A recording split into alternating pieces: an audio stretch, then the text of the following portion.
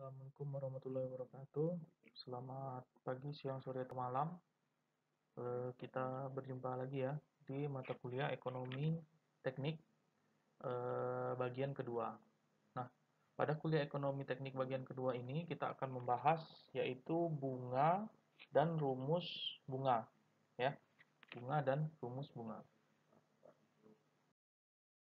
Oke, jadi sekarang kita akan berbicara tentang konsep biaya dan bunga.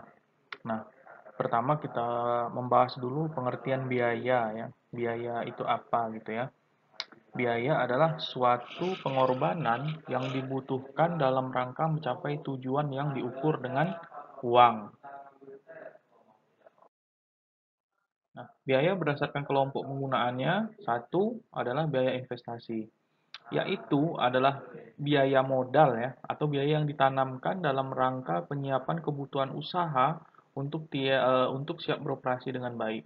Biasanya dikeluarkan pada awal kegiatan usaha. Jumlahnya relatif besar dan berdampak jangka panjang untuk kesinambungan usaha. Contoh, penyediaan fasilitas produksi, mesin-mesin, peralatan, dan fasilitas kerja lainnya. Jadi ini adalah biaya terbesar ya jika Anda ingin membuka suatu usaha, ini adalah biaya terbesar yang harus Anda siapkan. Lalu biaya operasional ya adalah biaya yang dikeluarkan dalam rangka menjalankan aktivitas usaha tersebut sesuai dengan tujuan. Nah, biaya ini dikeluarkan secara rutin ya. Jumlahnya relatif sama atau sesuai dengan jadwal kegiatan. Contoh pembelian bahan baku, pembayaran gaji, pembelian bahan pendukung. Jadi biaya operasional ini itu kalau Anda punya usaha itu rutin dia, rutin dan biasanya sih tidak sebesar modal ya. Kalau modal itu bedanya dengan biaya operasional ya, kalau modal itu dikeluarkan sekali saja pas di awal, sementara operasional ini ya harus Anda keluarkan secara rutin, bisa sebulan sekali atau seminggu sekali, tergantung kebutuhan usaha atau organisasi Anda gitu ya. Oke, lalu ini biaya perawatan, maintenance. Nah, biaya perawatan ini dia itu dibilang rutin tidak, tetapi harus dianggarkan gitu ya. Biasanya biaya perawatan itu adalah biaya yang dikeluarkan dalam rangka menjaga atau menjamin performance kerja fasilitas atau peralatan agar selalu prima dan siap dioperasikan. Nah, dia itu adalah biasanya ya perawatan itu adalah perawatan rutin dan perawatan insidentil. Nah, kalau biaya perawatan rutin ini pasti harus Anda keluarkan secara rutin ya, tapi dia tidak serutin biaya operasional memang, tidak serutin biaya operasional. Sementara kalau perawatan insidentil itu sewaktu-waktu jika ada peralatan yang rusak. Nah, sebelum kita masuk ke apa itu bunga dan rumus bunga, kita membahas dulu apa yang dinamakan dengan nilai uang dan waktu ya. Jadi, ini misalnya seperti ini. Pada tahun 90-an, harga 1 kilo beras tidak lebih dari Rp600. Dan pada tahun 1995, harga tersebut menjadi sekitar Rp600. Pada tahun 2000, mungkin harganya sudah lebih dari Rp1.200. Dan pada tahun 2008, di atas Rp5.000. Bahkan saat ini di tahun 2021, harga 1 kilo beras itu mungkin sudah mencapai 10 sampai Rp15.000. Nah, harga barang-barang yang lain juga mengikuti irama yang serupa. Jadi ada kenaikan harga ya dari tahun yang lampau ke saat ini. Lalu contohnya lagi, jika kita meminjam uang Rp10.000 sebulan yang lalu, maka hutang saat ini mungkin telah menjadi Rp10.100. Atau bila kita menginvestasikan Rp1.000.000 setahun yang lalu dalam bentuk deposito, maka mungkin uang kita sekarang sudah menjadi eh, ini 1.150.000 rupiah seperti itu. Nah, jadi ada perbedaan ya antara nilai uang di waktu yang lampau dengan nilai uang pada saat ini. Nah, kenaikan dan perbedaan itu banyak penyebabnya ya. Salah satunya adalah inflasi gitu ya. Nah, jadi dengan demikian, maka kita akan melakukan ekivalensi nilai uang, tetapi kita perlu mengetahui tiga hal, yaitu satu, jumlah uang yang dipinjam atau diinvestasikan, dua, periode waktu atau pinjaman investasi, lalu tingkat bunga yang dikenakan. Oke, kita masuk ke bunga ya. Dalam bahasa Inggris itu dinamakan dengan interest. Jadi bunga ini adalah sejumlah uang yang harus dibayarkan akibat pemakaian uang yang dipinjam sebelumnya. Ya, kalau perhitungannya itu interest sama dengan present amount owed atau jumlah utang sekarang dikurang dengan original investment atau jumlah pinjaman semua. Jadi bunga ini itu bisa diibaratkan anak dari pinjaman Anda ya. Jadi Anda minjem sekian, Anda harus bayar lebih gitu ya. Itu yang dinamakan dengan bunga. Nah, bunga itu ada beberapa jenis ya. Yang pertama bunga modal. Dalam perhitungan ekonomi itu harus diperhitungkan perubahan nilai uang terhadap waktu. Yang tadi kita sudah bahas perubahan nilai uang itu seperti apa terhadap waktu. Kenapa? Karena nilai uang itu bersifat dinamis dan produktif. Jadi apabila penggunaan uang dari suatu jasa berasal dari sebuah pinjaman, nah maka Anda harus memberikan imbalan dari penggunaan modal tersebut dan biasa kita sebut dengan bunga. Jadi Anda harus membayarkan utang Anda beserta anak-anak utangnya gitu ya. Nah, jika kita meminjam uang kepada seorang untuk menggunakannya, biasanya kita meminta bunganya agar dibayar karena penggunaan uang tersebut. Sama halnya dengan bank, organisasi bersifat koperasi, lembaga kredit, dan membayar bunga terhadap yang didepositokan. Sebagai contoh nih, seorang petani A meminjam uang pada tetangganya B. Ini saya tidak ngajarin Anda ngasih pinjaman dengan bunga ya, karena ini apa namanya perkuliahan kita, maka contohnya disesuaikan ya. Tetapi ya memang sebaiknya jika Anda ini kan kalau dicontoh ya, dia meminjamkan uang ke tetangganya pakai bunga gitu ya. Kalau memang Anda murni menolong, sebaiknya tidak usah gitu ya. Tapi ini contoh perkuliahan kita saja.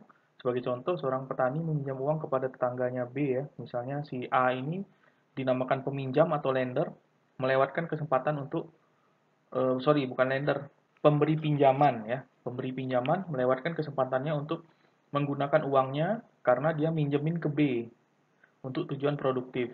Di sisi lain, pihak B, nah ini yang disebut dengan peminjam, memperoleh kesempatan menggunakan uang A untuk tujuan produktif. Mungkin untuk menambah jumlah pupuk dan lain sebagainya gitu ya. Nah, jadi jelas bahwa si lender mendapat imbalan sebagai pendapatannya dan si borrower harus membayar imbalan tersebut karena menggunakan uang si lender. Tapi dalam prakteknya, apa yang dibayarkan karena menggunakan uang tersebut disebut dengan keuntungan atau profit bagi yang meminjamkan. Sedangkan bagi peminjam uang ini merupakan bunga. Contoh nih, misal A tadi meminjam uang kepada B sebanyak 1000 misalnya dengan tingkat bunga 20% per tahun, maka selama setahun uang yang harus dibayarkan adalah, nah ini ya, 1000 ditambah 20% karena setahun dia minjamnya cuma 0,2 dikali dengan induknya tadi. Nah, jadi Anda harus membayar 1200. Jadi 200-nya itu adalah anaknya gitu ya. Nah, bagaimana cara kita menghitung bunga? Menghitung bunga, menurut Anzi, itu tingkat bunga adalah bunga yang dinyatakan per unit dalam waktu dibagi induknya. Ya, bunga yang dinyatakan per unit dalam waktu dibagi induknya dikali 100%. ANSI itu apa? ANSI ini adalah American Standard for Industrial Engineering Terminology for Engineering Economy. Nah, jadi itu lembaga standar khusus ya dari Amerika Serikat yang khusus bergerak di bidang engineering ekonomi atau ekonomi teknik. Nah, secara sederhana, cara menghitung bunga itu bukan hanya dari induk tanpa memperhitungkan bunga yang telah diakumulasikan pada periode sebelumnya.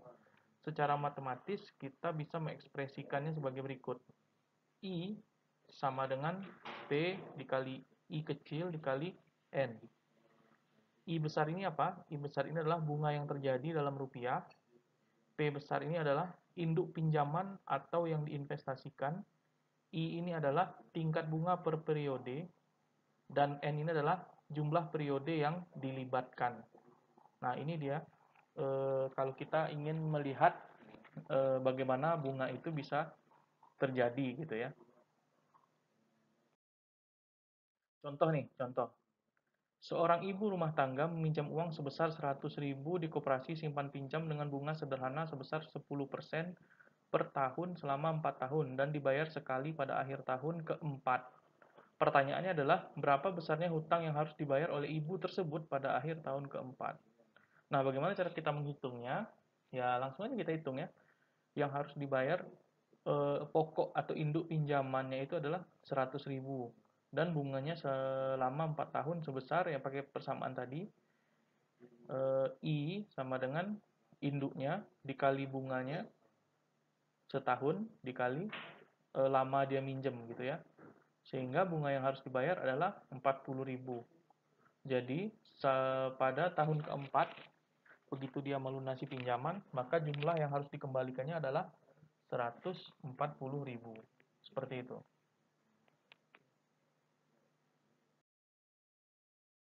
Tabel perhitungan bunga sederhana.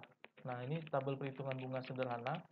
Jadi kalau misalnya jumlah dipinjam itu 100.000, bunganya 0, jumlah hutang 100.000, jumlah yang dibayar 0. Nah, lalu tahun pertama, kalau Anda bikinkan tabel yang tadi itu ya.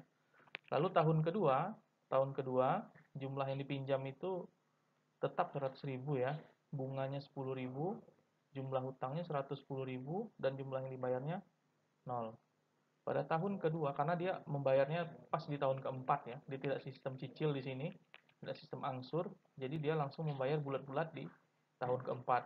Nah, pada tahun kedua, dia yang jumlah yang pinjam tidak bertambah ya, ada bunga lagi 10.000, sehingga jumlah hutangnya jadi 120.000 begitu, seterusnya sampai tahun keempat, penambahan 10.000 konstan setahun, di mana jumlah hutangnya menjadi 140.000, sehingga dia harus membayar 140.000 untuk 4 tahun. Nah, dari tabel ini tampak bahwa besarnya bunga pada tiap periode adalah sama sebesar 10.000 karena yang berbunga hanyalah induknya saja yang besarnya 100.000 gitu ya. Nah, itu tadi bunga yang standar ya. Nah, ada lagi yang dinamakan dengan bunga yang majemuk. Nah, anaknya ini beranak lagi, itu artinya bunga yang majemuk. Jadi ngeri juga sistem bunga ini sebenarnya ya. Kalau kita pikir-pikir. Jadi misalnya seperti ini. Bila kita menggunakan bunga majemuk, maka besarnya bunga pada suatu periode dihitungkan berdasarkan besarnya induk ditambah dengan besarnya bunga yang telah terakumulasi pada periode sebelumnya. Jadi kalau Anda punya hutang itu, dia itu setelah berbunga, dia punya anak juga, ya, punya anak atau punya jumlah setelah berbunga. Nah, lalu anaknya itu dikenakan bunga lagi, bayangkan. Nah, kita biasa menyebut proses ini dengan istilah bunga berbunga. Ya, jadi bunga berbunga ya, indah itu bunyinya, tapi ngeri dia dalam pelaksanaannya. Nah, berikutnya ada contoh yang bisa memperjelas konsep bunga majemuk ini. Nah, berikut ini adalah contoh dari bunga majemuk tadi ya. Misalnya, ibu rumah tangga pada contoh 21 tadi meminjam uang dengan uang yang tadi ya, dia minjam 100.000 dengan bunga majemuk, maka hitunglah besarnya bunga tiap tahun dan berapakah yang harus dibayarnya pada tahun keempat. Nah, jadi gimana solusinya? Solusinya adalah bunga pinjaman pada tahun pertama adalah 100.000 dikali 10%. 10% dari 100.000 itu adalah 10.000, sehingga total pinjaman pada akhir tahun pertama adalah 110.000 gitu ya. Nah, lalu bunga pinjaman pada tahun kedua adalah, nah bukan pokoknya, kalau tadi kan pokoknya ya, pokoknya 100.000 itu lagi yang dikalikan 10.000 gitu ya, 10% gitu ya. Nah, tapi kalau bunga menjemu ini, dia itu induknya ditambah anaknya dikali 10% bunganya lagi gitu. Sehingga dia menjadi 11%, sehingga pinjaman pada akhir tahun kedua itu adalah 121.000 gitu, yang seharusnya dia 120.000 gitu. Nah, demikian seterusnya, sehingga pada tahun keempat dia harus membayar sebanyak 146.410. Nah, seperti itu bunga majemuk. Jadi dia induk lalu beranak gitu ya. Nah, anaknya itu dihitung lagi gitu. Itu bunga majemuk. Nah, ini tabelnya. Kalau Anda buatkan tabel ya. Jadi pada tahun pertama itu bunganya 10.000 sehingga jumlah hutangnya menjadi 110.000. Pada tahun kedua bunganya menjadi 11.000 ya. Karena kenapa? Karena dia dari jumlah hutang dari carikan bunganya. Sehingga 11.000 ditambahin 110.000 menjadi 121.000. Lalu pada tahun ketiga itu bunganya naik lagi tuh. Bunganya naik lagi menjadi 12.100 sehingga jumlah hutangnya menjadi 133.100. Lalu pada tahun keempat naik lagi tuh bunganya jadi 130 13.310 sehingga total utangnya jadi 146.410. Jadi ini bunga berbunga ya. Waduh, ini ngeri nih, bunga berbunga. Oke ya, mungkin itu dulu untuk pertemuan kita kali ini. Kita sambung lagi pada pertemuan selanjutnya. Terima kasih atas perhatiannya. Selamat pagi, siang, sore, atau malam.